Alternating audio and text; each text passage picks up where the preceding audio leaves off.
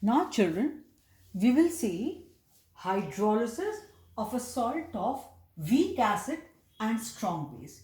Example, sodium acetate, right? So if to this you add water, sodium acetate plus water for allowing it to undergo hydrolysis, it will give you acetic acid and sodium hydroxide. You know, simple reaction. So children, you see here you get acetic acid, which is a weak acid, and NaOH, which is a strong base. Now, if in a solution these both are present, and if I ask you what will be the overall nature of this solution, I'm pretty sure your answer will be this will be dominating in its character because it's a strong base, hence the overall solution will be basic in nature, right? Simply by looking at the example only, you could answer that it will be basic in nature. Now we'll go further in deep details. So its resultant solution will be basic in nature. When it is basic in nature, obviously pH will be more than 7. And then we say it has undergone anionic hydrolysis. Children, you can relate it in two ways. One is in this OH minus ions will be in excess, hence we call it anionic. Hence it is basic in nature, and some books even report this way. Because of that, they call it anionic hydrolysis, but that's not very correct. The true logic is if you see this CH3COO minus and Na plus, right? So NaOH is a strong base. It is the acetate ion because of which the salt could undergo hydrolysis. Had it been, suppose your NaCl, Cl minus ion, it was coming from a strong acid. The resultant solution would have been in that case, neutral in nature. So the overall effect of hydrolysis means the solution was not exactly neutral. It was because of this CH3COO minus ion, acetate ion. They are responsible for hydrolysis here, and we call it anionic hydrolysis. The weaker component is responsible for the hydrolysis because the stronger component mainly leads towards neutralization. It is the acetate ion which helps in you say hydrolysis, or is the main cause for hydrolysis, or you say here the anion is the main cause for hydrolysis, whether you say from here or you say because it is basic in nature, whichever way you are comfortable, you find it logical, you go by that. So it undergoes anionic hydrolysis. And the same original formula, K used to be C alpha square, here KH is equal to C H square. KH in the last video I have seen is hydrolysis constant. C is concentration in moles per liter. H is degree of hydrolysis. I have shown you in the last video. Need not write it again and again. So from this formula only, H is equal to under root KH upon C. Fine. I told children in this chapter KH, hydrolysis constant, is equal to KW upon the K of weak component. Please remember, I told you in the last video also, if you try to recollect, KH is equal to KW upon K of weak component. Here weak component is acid, so Ka. Had it been weak base, it would have been Kb. So KH is equal to under root KW upon Ka. So from here, this KH value, you see the formula here, H is equal to under root KW upon Ka into C. From this formula and this formula, we got this value. Simple. Then we come to pH. pH is equal to half pKw plus pKa plus log C. I did not write separately what is pKw and all. You know very well Kw is ionic product of water. pKw is minus log to the base 10 of Kw. I have shown you in the last video. pKa, I have told you earlier too, I have shown you in the previous videos, it's equal to minus log Ka.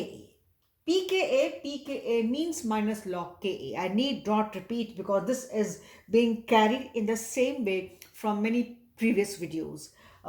Those videos where we had the pH of buffer. We had the terms pKa and pKb there I had elaborated. And in the previous video, I've shown you what is pKw.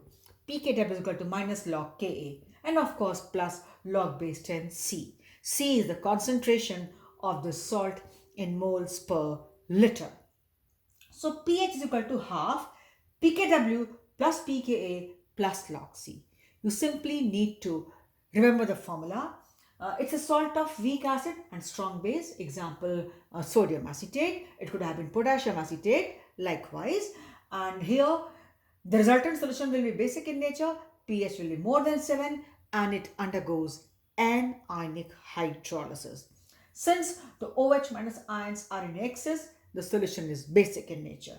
And in simple words, if you just add water, you can see yourself you got weak acid and strong base. Hence too you can say it will be basic in nature. So very simple thing, very simple concept, easy to answer the questions, but you still need to know all these formulas, simple formulas you need to learn, right?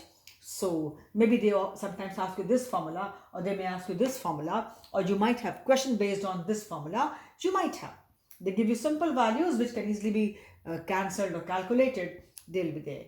And here either they will give you directly the values of these, or you put the values, but such values which can be easily calculated, up to you. Normally questions are not asked in on this formula, but then still you need to know everything. We cannot cut short as the chapter is important. Of course, we will not do numericals based on this formula in class, but otherwise all the formulas at least you should know. And I'm again telling you, if you have not done the numericals in the class based on this, so certainly I will not ask you numericals in the test or exams also based on this formula, but I can ask you directly this formula. So you cannot leave it. And suppose I want to ask you the numerical, I will give you directly the values, or I will give you such values which you can easily put and can get the answer, which will be easily put up and get the answer, because I might give you KW. Then what will you pKw? You know very well. That you should know. Like suppose I may not give the value of pKw. You know very well that pKw is equal to minus log to the base 10 Kw. So it is equal to minus log to the base 10, 1 into 10 to the power minus 14. It is equal to 14. So this much you should know.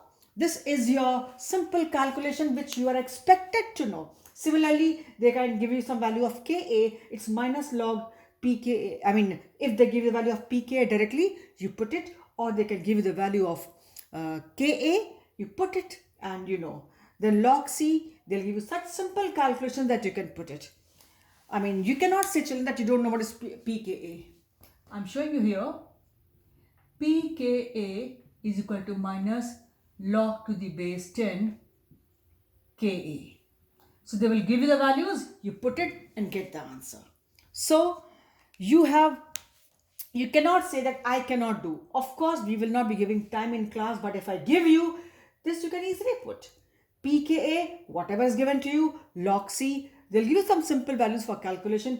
So I repeat for the last time, in class we are not doing numerical based on this formula, but if you will be asked, they'll be very simple, almost directly formula based, or just the formula itself will be asked.